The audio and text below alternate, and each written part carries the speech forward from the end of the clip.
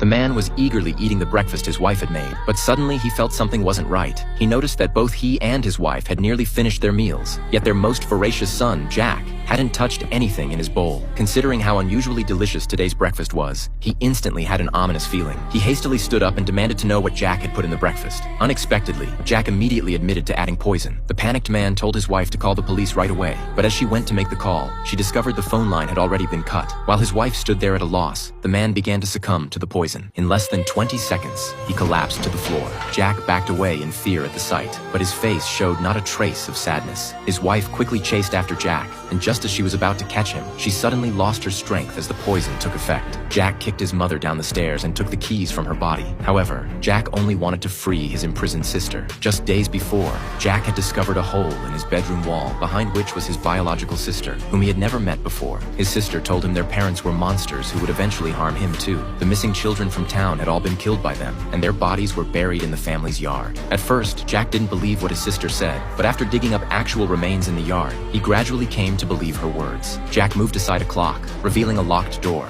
He quickly used the keys to open it, but a terrifying face appeared behind the door. Frightened, he ran away, while bone-chilling laughter echoed from inside. As Jack hid back in his room, he heard voices outside. It was Jack's friends coming to play with him. They found the door open automatically and walked in. Little did they know this decision would make them regret for life. One of the boys noticed something moving on the piano, but just as he approached, tragedy struck.